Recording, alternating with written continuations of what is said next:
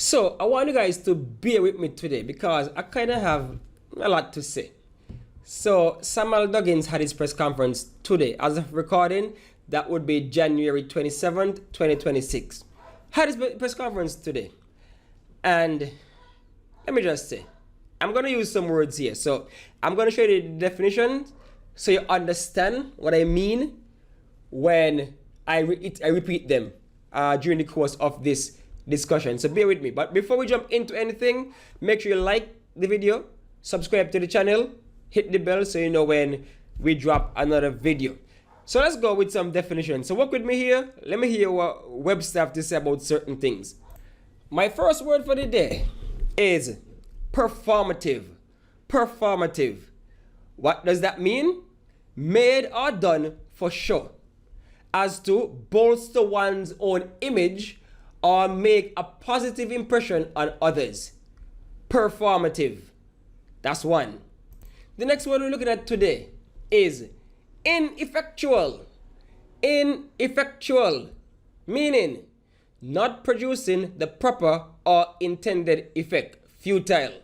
So that's two words so far. Performative, ineffectual. Next word, incompetent. Lacking the qualities needed for effective action. Lacking necessary ability or skills. Unable to function properly. Incompetent. That's the third word. I ain't giving you too much. Last one, superficial. Superficial. Concerned only with the obvious or apparent. Not thorough or complete. Just surface. Right? Just surface. Just affecting only the outer parts or surface. So those four words again: performative, ineffectual, incompetent, and superficial. Now I started by outlining all those words because what I saw today in terms of this man's press conference, sadly, those are the words that jumped out to me about this minister. Those are the words, and I'm going to jump into why I use those words. I could put liar on that, right? But that's neither here nor there. I could put liar on it, but that's not neither. We know what a liar is, so I ain't got to define what a liar is. I could put that on it. So today I want to speak about agriculture as he related today, and sports as he related today. The other ministries, for me, they are non-starters. Because let's start with the first word, performative. Everything that was shown today, the entire thing is a performance. The very nature in which he presents his press conferences is a performance. I mean, he has to be the only one outside of Drew that has to run to the media so fast to try to prove nothing. There's nothing. He ain't beating the allegations. He run to the media every quarter apparently because he wanted to say he have something to say. Again, it is all a performance. It is just performative. And I'm going to show you right now why I said so. Now, look at this recap for his quarter Q4 of last year. And tell me what everything there have in common. Just tell me what they have in common. Our progress reports. These short highlight reels will showcase the progress made across our ministries and departments during quarter 4 of 2025. Please turn your attention to the screens. We'll begin with the Ministry of Sports. Welcome to your sports broadcast, brought to you by the Department of Sports, where we talk everything sports, from the pool to the pitch and from the court to the open sea. Let's dive right in with aquatics. SKN swimming team competed at the 33rd OECS Championships, and the results made waves. Our swimmers secured gold, silver, and bronze medals across multiple events. Staying on the water, the St. Kitts and Navy sailing team also had a strong quarter. They competed at the 2025 St. Martin Optimist Championship. Turning to cricket, one of the most outstanding moments came at the youth level. Kunal Tilokani earned his selection to the West Indies under-19 team. School sports remained front and center throughout the quarter. from primary and high school football competitions to the high school netball championship. School football competitions to the high school netball championship. Basketball also made headlines this quarter. Our national Chivichi team was selected to compete at the 2025 FIBA Chivichi AmeriCup in Mexico. And we can't close without mentioning endurance sport. The 12th annual Peninsula Swim was successfully staged, showcasing open water competition, collaboration, and national pride. When you look across the board, Q4 delivered meaningful results. A clear record of delivery and a plan for more as we continue to elevate sports across the Federation. Alright, so that was sports. Now let me stick a pin right there in sports. I'm going to come back to sports later on based on a question he was asked. But tell me something. Everything is saw there as it relates to sports. What I got to do with Samal? What anything there got to do with Samal Duggins? Because these people achieved what they achieved in spite of the Ministry of Sports. So are you telling me that without the Ministry of Sports, that none of these people would have accomplished what they accomplished? You're telling me this swimming channel would not have happened without the Ministry of Sports? Is that what you're telling me? You're telling me that fella not going to go on the cricket team because of Ministry of Sports? I beg to differ. So for you to highlight those things as some accomplishment by the Ministry of Sports, that can't be, that doesn't make any sense. Those are not your accolades.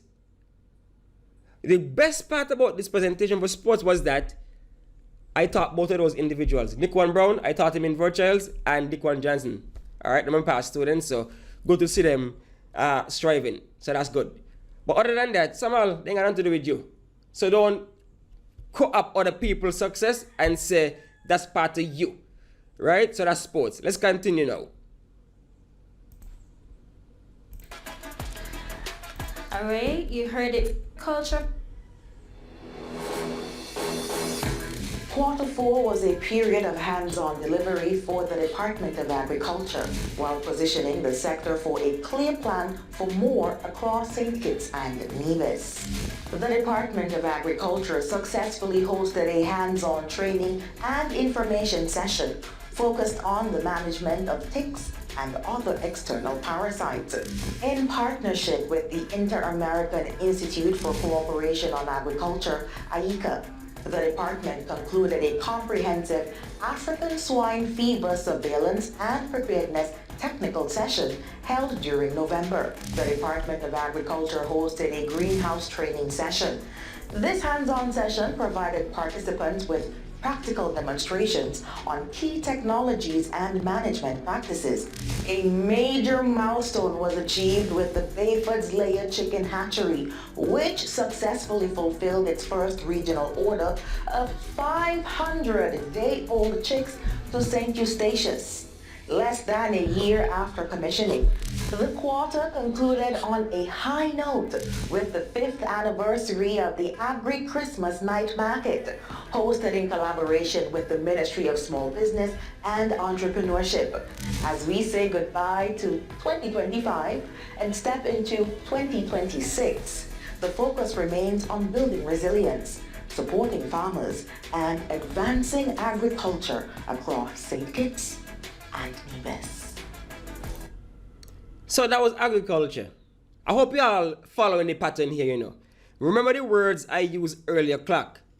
Performative, and then of course ineffectual. We also looked at incompetence, superficial. So I hope you're following what I'm putting down here, because so far you realize that there's nothing that is being shown that shows depth, that shows substance. It is all a performance. Every one of those training sessions for a day or two, what do you think they are going to lead to? You cannot expect to see certain results if you train somebody, cram everything in one day. But for the ministry and Samal, it's a checkbox. Performance. We take a picture. They were able to train for one day. So again, superficial, ineffectual, performative. Let's continue looking at DMR.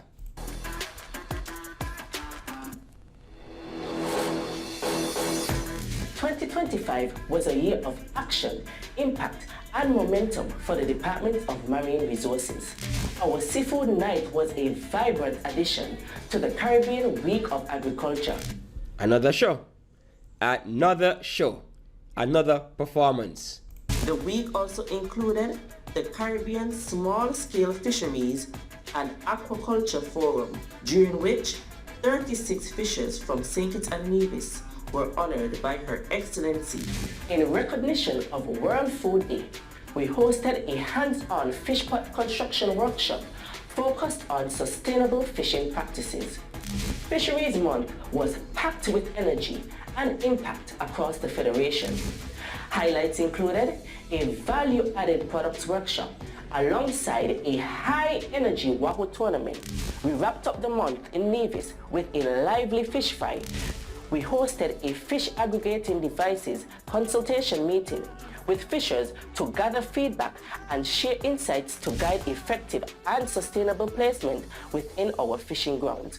Building on this engagement, we collaborated with the National Fisherfolk Organization to continue deployment efforts that expand our fishing opportunities and reduce pressure on nearshore resources. This quarter showcased our ability to listen, learn, and collaborate in delivering results. With a clear record of delivery behind us.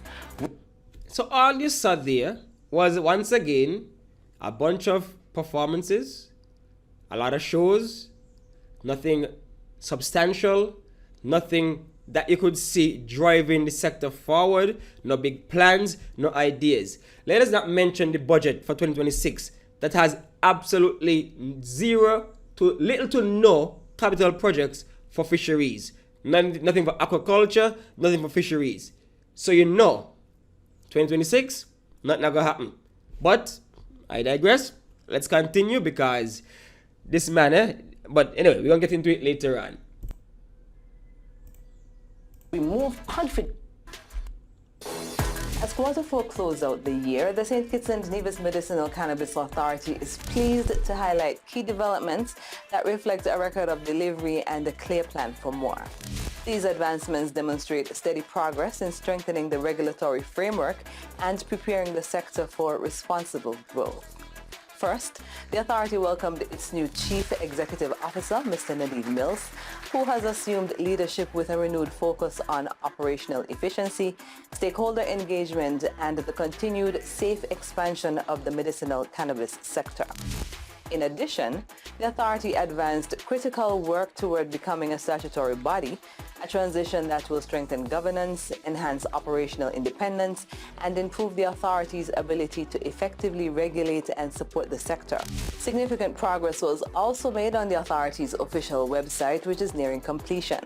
The platform will serve as a central hub for licensing information. You hear that major highlight there? The building a website. So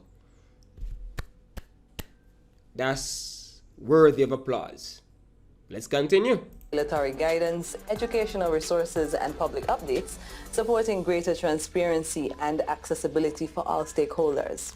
Together, these developments reflect a strong record of delivery and lay a solid foundation for the next phase of the authority's work.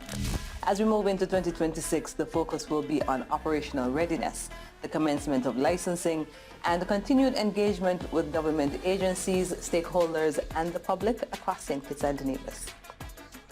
So a new CEO and a new website. Those were the major accomplishments for the Cannabis Authority in Q4 of 2025. This authority has mostly 15 board members, one of the largest, and not do it this year. They keep talking about cannabis forever, nothing is doing. You look on the budget and hardly any money is being spent on the Cannabis Authority. But let's boast off about nothing. and collaboration took center stage in Q4 for the Department of Small Business with the observance of Global Entrepreneurship Week 2025 under the theme Together We Build. These efforts reflected a record of delivery, a plan for more, highlighting sustained action in support of small business owners across St. Kitts and Nevis. The observance included a national worship service that brought entrepreneurs and stakeholders together to reflect on the growth of the small business sector, followed by a ministerial address. Educational outreach was conducted at secondary and tertiary institutions during the quarter. These engagements introduce students to entrepreneurship as a viable pathway for empowerment and sustainability. Capacity building was delivered through the Canva content and co-working training in partnership with Creative Designs by AJ. Participants gained practical digital branding and content creation skills to support business growth. The quarter concluded with the AI in Business Summit, an award ceremony, and the Small Business Marketplace, honoring outstanding small business owners and showcasing innovation and entrepreneurial excellence. As we close the chapter on 2025, this work stands as a clear record of delivery, and as we step into 2026, it signals a focused and deliberate plan for more. So tell me, did anybody pick up anything other than they went to church, they had a week of activity, all kind of performances, all kind of superficial things, just a pure performative effort in Q4 of 2025? Because tell me, what is it that the small businesses in St. Kitts can latch onto and say, this is what is helping me into 2026. This is what is helping me in the long term, in the long run, to get my business up and running and continue running. We are the long form programs, our policies that were put in place that would help the businesses strive. They don't understand that small businesses are the lifeblood of any economy. Where are the programs, policies, what are put in place? You ain't even tell me that, okay, we put in a financial facility in the bank so that we can come and get really, really low interest loans to help X amount of people. Where is that? Where is the significant investment in small businesses? Oh no, performative. You put on a show, a week of activity, a church session, just anything that cameras can come and I look good for the week. I wonder if some of these government workers don't feel a kind of way that they come into work and just these superficial, surface level things. Nothing that allows you to think deeper and produce something of substance. Come on, man. This can't be right. But let's continue, because this is Samal and performances they must roll on.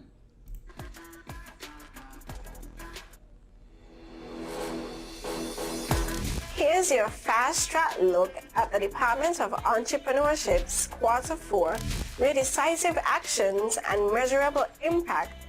Alright, this one was kind of a repeat of the previous one. I think we're going to realize it was kind of repeat at the previous one. They even used some of the same footage. But my point here is that we're going to carry on further, because Sugar Mass, yeah, we did good in Sugar Mass, so props to that. Sugar Mass, raging success as usual. Love Sugar Mass. It's a performance, and that's applicable. So, good for Sugar Mass.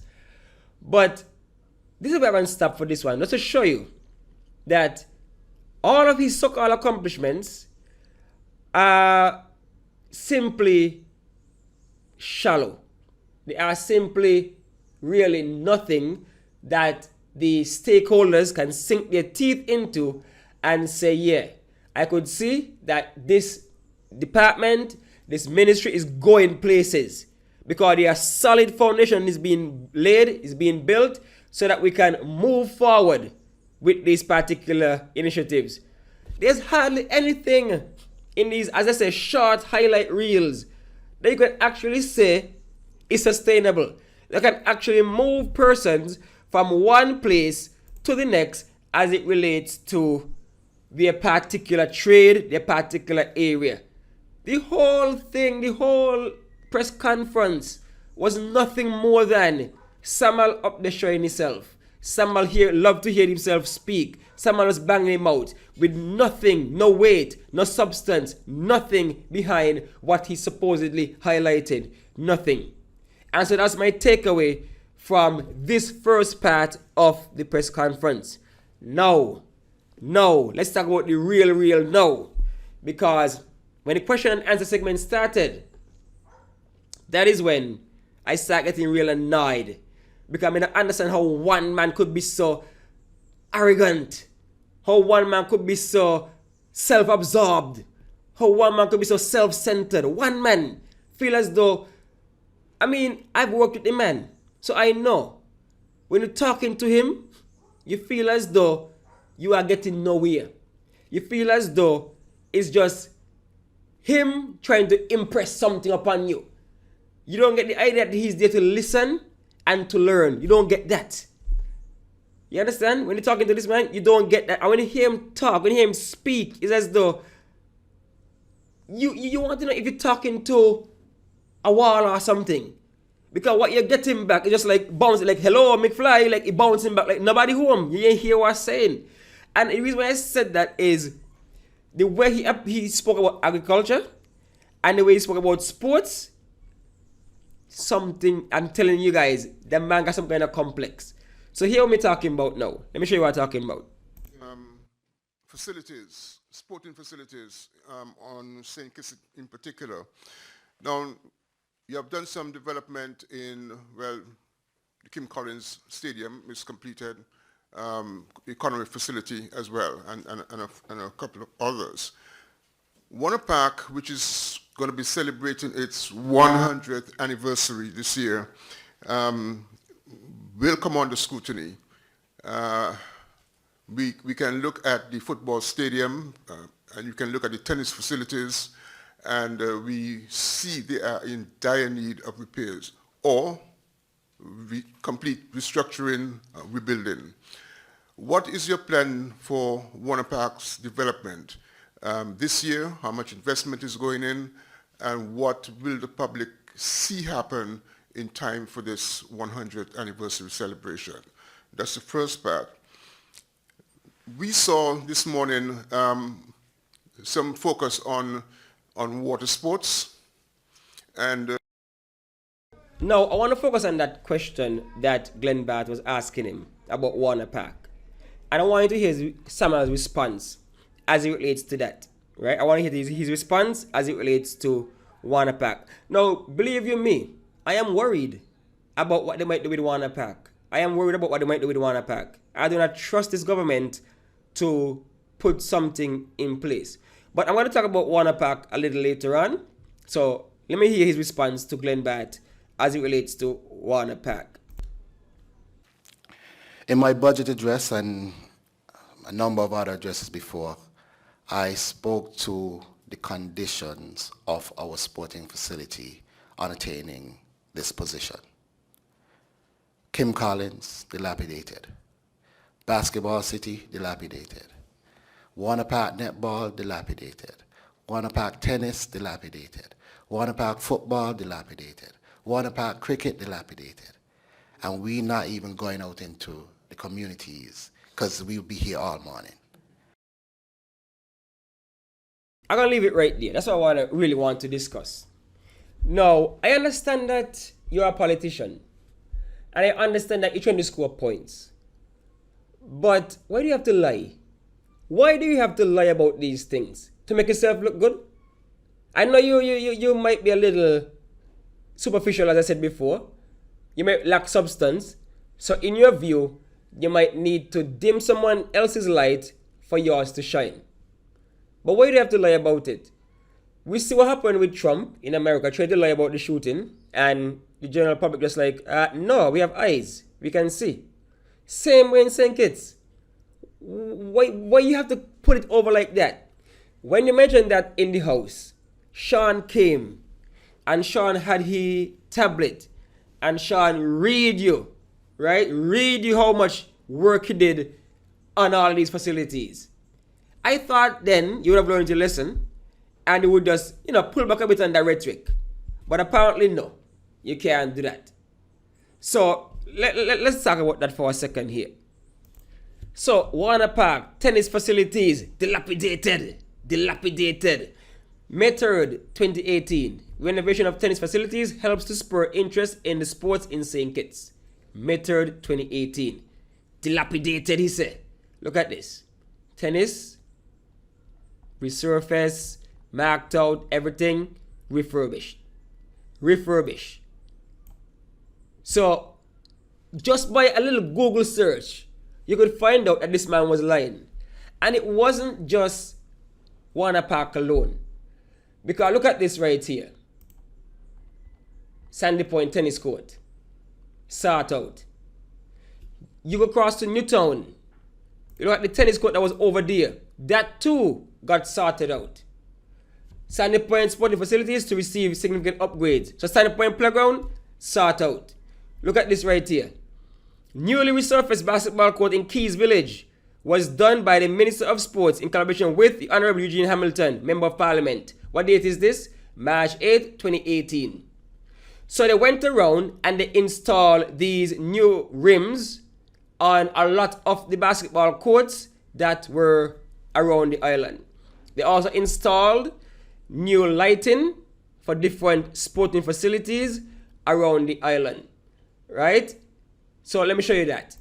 Preparations underway to install over 700 LED lights at sporting facilities across St. Kitts.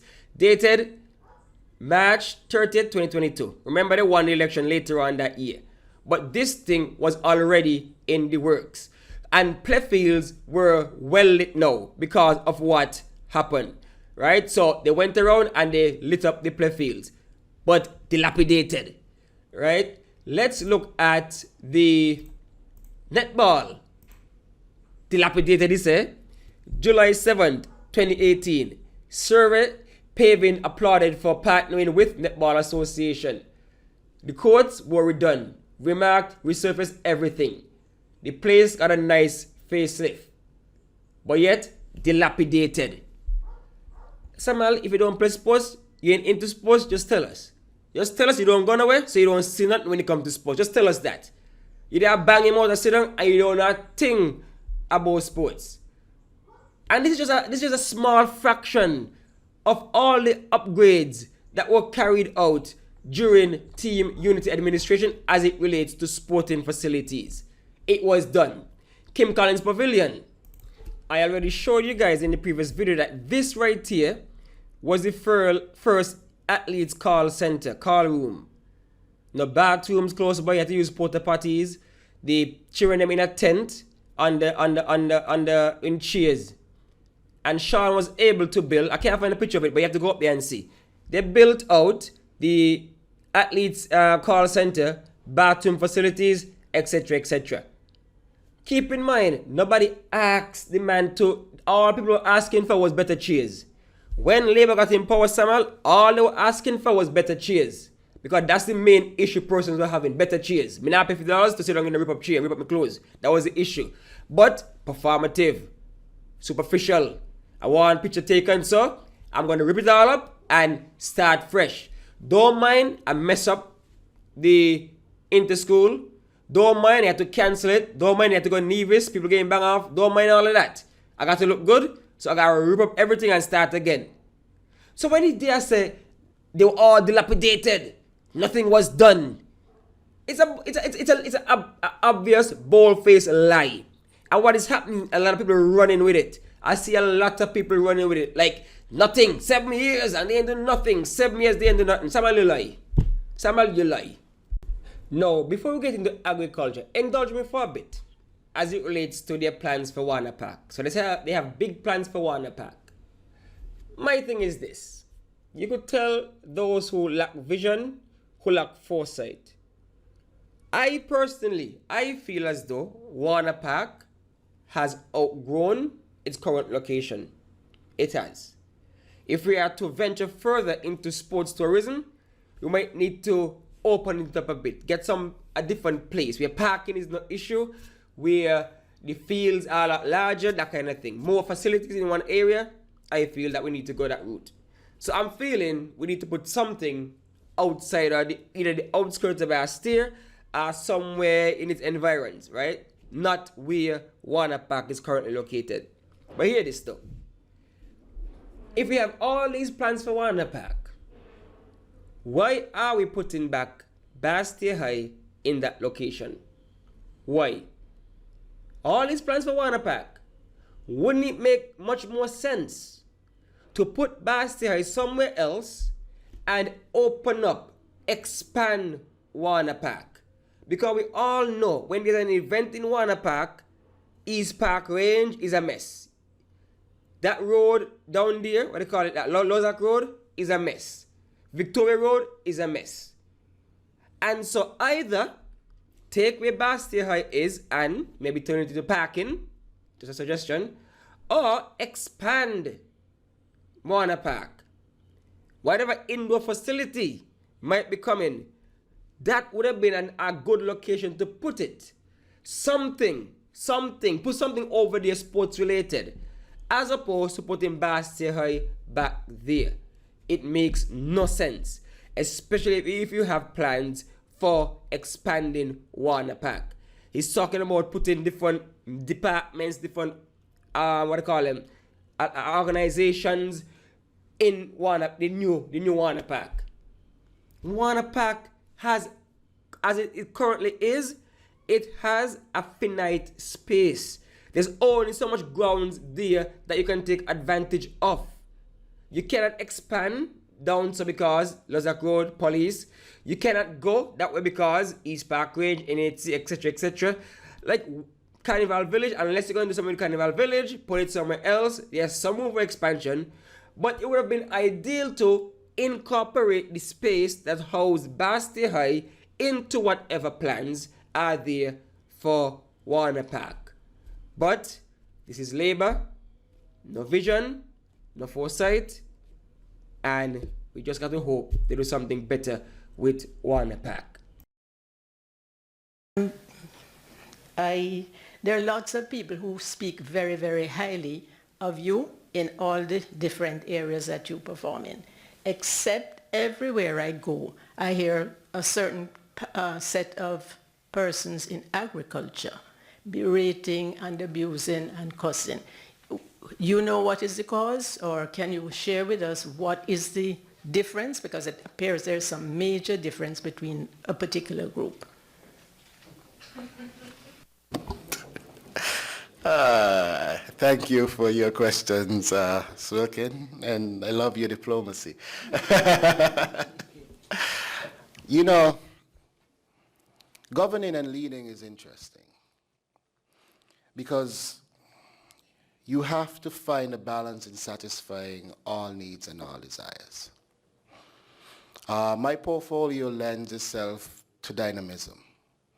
I span from food security through sports to culture to business, all the way across cooperative and so much more. When it comes to those ministries, they are all front-facing ministries, as I say. We have over 1,000 farmers registered. We have, over 1,000 fishers registered. We have thousands of small businesses. We have thousands of athletes and sportsmen and women. And so my constituency as it relates to the portfolio is quite large. However, when it comes down to agriculture, that is one of the ministries that I take very seriously. I take it seriously as a person who has dedicated himself to agricultural development even before assuming office. The last decade of my life was me being a farmer completely. That was my occupation. I was a farmer completely for the last decade of my life. In fact, not just a farmer, but in 2021, I was named Agriculture Man of the Year. So it tells you that I must have been doing something right. And here we are today in 2022. Well, coming into play in 2022, here we are to 2026. We have signed the MOU, constructed, built, operationalized, and now have delivered day-old chicks from our hatchery. So we signed the MOU for that. We designed it, constructed it, operationalized it, and now we are exporting day-old chicks in agriculture. That happened just within the last 3 years. Here we are building out a revolutionary concept, which is our greenhouse villages. We are 25 greenhouses are being built. We are now through the framework of over 7-8 greenhouses going into 25, and I am told that that project is on track to finish around the end of April. Here we are having our night markets and our agricultural open days, some of the biggest we have ever seen. Here we are taking office the Department of Fisheries under the Ministry of Agriculture. I could tell you on the books was recording just over $9 million in revenue. Now we are seeing that department earn near $20 million in revenue. Again, all of this is just progress in the last 3 years. And then you have a number of persons that say nothing is happening in agriculture. You have to ask, are they on this island or they live somewhere else? You have to ask, what is the motivation? Now let's go back a little bit in history. That conversation started on Win FM. Who was the radio host at the time when it started?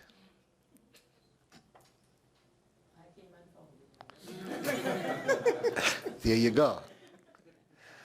But if we recognize who the radio host is, you recognize that from 2022, it is the same voice that was on Island Tea, that is the same voice that was standing outside of Open Day.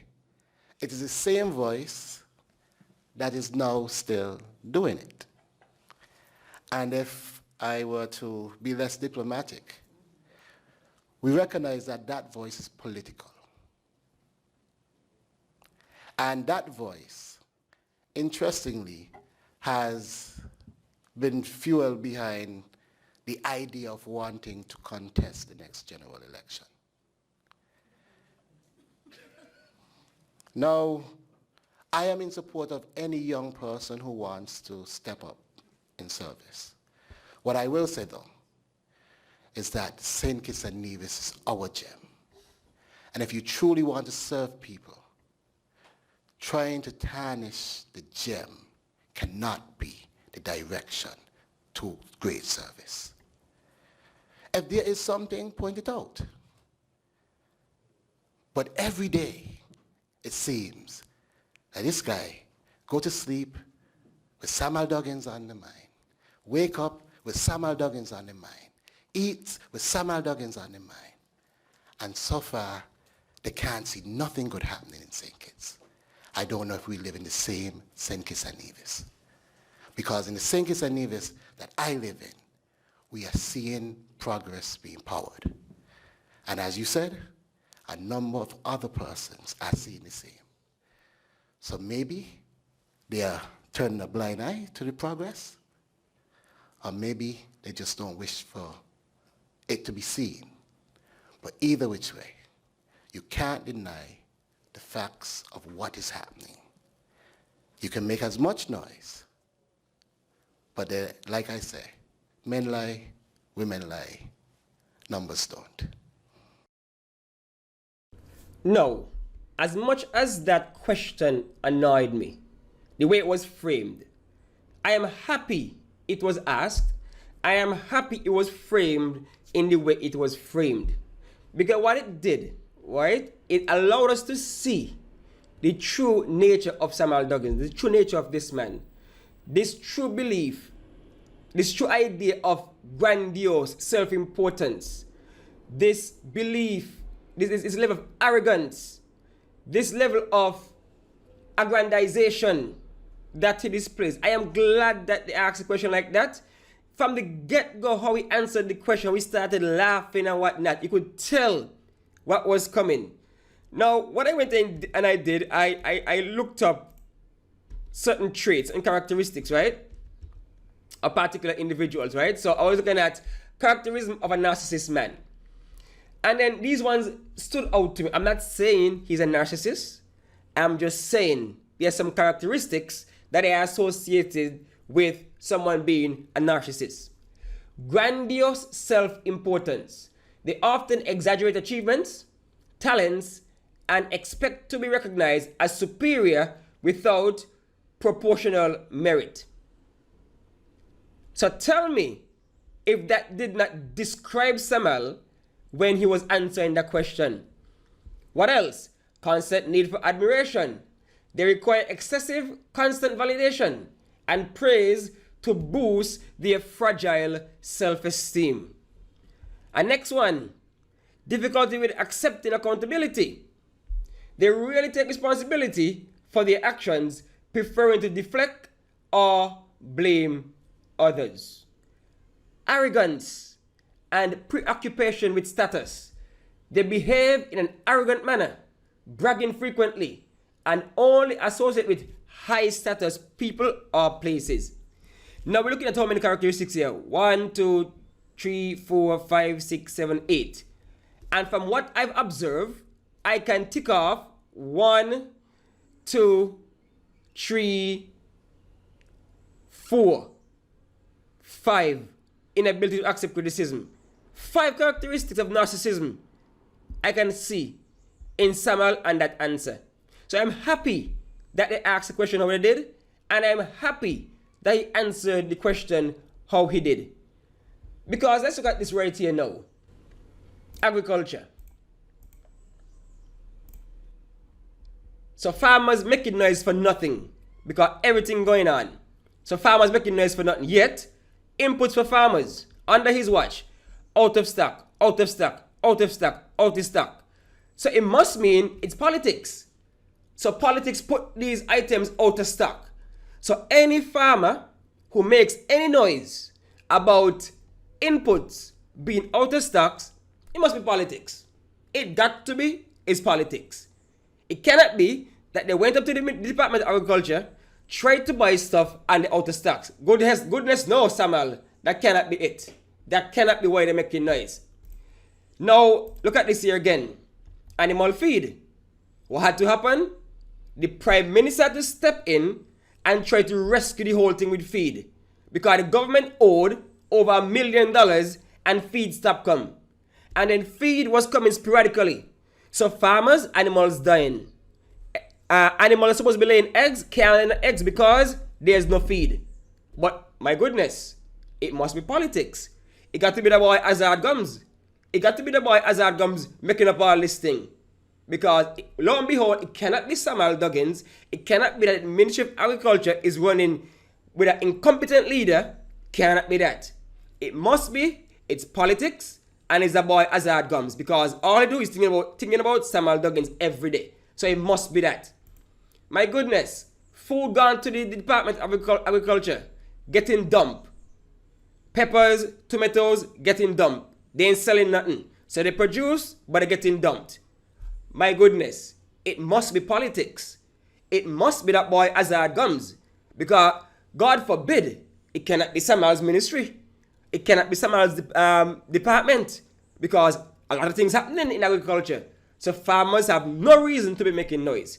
Because under the leadership of Samal Duggins, everything is going smoothly under agriculture. Oh my goodness. The greenhouse village. The greenhouse village. About a year ago. What is this? Grass, frames, nothing built. Almost after 3 years. After almost 3 years. To this day, not one greenhouse is up and running. But it cannot be Samal Duggins. It cannot be agriculture. It must be politics, and it must be that boy Hazard Gums. Has to be them. The food import bill. ECCB saying, St. Kitts, it is going up, up, up and away. It went down because of COVID. It's going up, up and away. So food import bill continues to increase. It must mean politics. It must mean that the Eastern Caribbean Central Bank has something against Samal Duggins and maybe Azad and them teaming up to say the food import bill is going up. It cannot be that the 25 by 25 program failed miserably under Samal Duggins. Cannot be that. Because God forbid, Samal cannot make a mistake. God forbid, agriculture is doing great, exceptional under Samal Duggins. So it has to be that boy Azad and politics. Well, look at this. 4th director in 3 years. The 4th director of the Department of Agriculture in 4 years. In 3 years. So we had the 4th one under their tenure. And on their 2nd permanent secretary also. So this must mean that it's that boy Azad comes again. It has to be politics. That for whatever reason, there has not been any continuation, any proper leadership at the Department of Agriculture. So they needed 4 directors in 3 years to stabilize the Department of Agriculture. But if farmers complain, it has to be politics. It has to be Azad pushing the whole thing. It cannot be that under the leadership of Samal Duggins, the Department of Agriculture is failing, it's floundering. That cannot be it. My goodness, it cannot be it. It must be politics. These are the kind of things that politicians talk that upset me, that annoy me. These are the kind of things that really, really annoy me when it comes to politics. And let me just say one thing. People are going to be vexed with me for this. People are going to be upset with me for this. But I have to say it. The only reason why Samal can take this stance, can take this approach, is because majority of the farmers in St. Kitts, especially those who are working part-time as farmers, it so happens that they are in full support of the Labour government. Could you imagine persons who are supposed to be leading organizations that the consortium of farmers, the leaders of that organization, the leaders of that farming collective are intimately involved with the Labour Party. Some of them were seen marching on Labour Day, up front, singing the praises of the Labour government.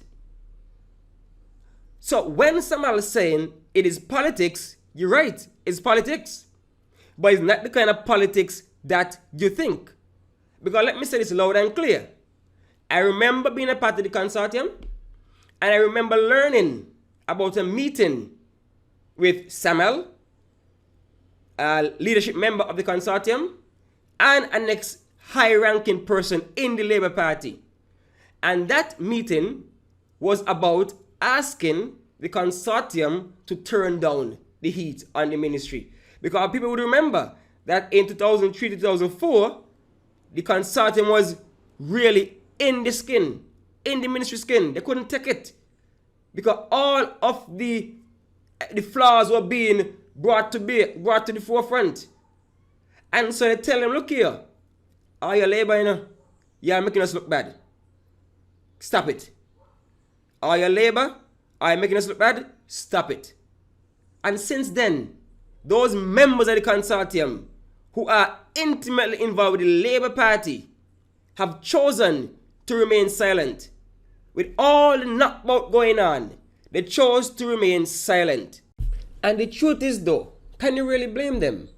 Because when you are dealing with a people like some of those in the Labour Party who are utterly vindictive, and they would spite you just because you speak out against them, spite you, victimize you because you spoke out against them. I mean, these persons are in a rock and a hard place. I don't blame them. I don't really blame them because it's tough. Because the kind of knockout farmers getting, you have a little day job that giving you some income. It's kind of hard to ask me to give it up for the full-on farming when the ministry, the department, and Samal are not doing what they can to make farming as lucrative as it can be. And to understand that that is the nature of some of these people in government, especially the Labour Party. That's the nature of some of them. Very vindictive. They're all about vengeance. I've experienced it personally. I've never hidden who I am. I've never told them what I failed to say what party I support. And for that, I was sidelined. And eventually I had to just up and leave the government because I honestly could not work under that administration, this administration, honestly. Because they would treat you like garbage if you speak truth to power. Even if you're a supporter of their own, they would treat you badly. Because apparently, there are different degrees of red. There's some red that are redder than others. So the real red are those who get the good treatment. But the sad reality is, even those who are a lighter red, they are still afraid to talk out. Because they don't want to make their party look bad. And so someone could afford to have this kind of position, smile, being arrogant about it, because he knows that they have them in their place. He knows that they would not want to jeopardize what they have. And so they would not continue to speak out against all the ills that are plaguing the Ministry of Agriculture. So yes, Samuel, go ahead. Act as though there are no problems in agriculture. Act as though what you're doing everything perfectly. And the thing is, the director kind of contradict him, because the director said, let me show you what the director said for agriculture.